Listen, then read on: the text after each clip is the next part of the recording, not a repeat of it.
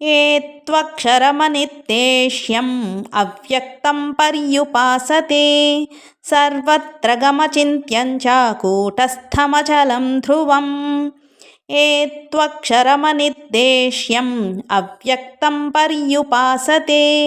सर्वत्र गमचिन्त्यं च कूटस्थमचलं ध्रुवम् ये त्वक्षरमनिर्देश्यम् अव्यक्तं पर्युपासते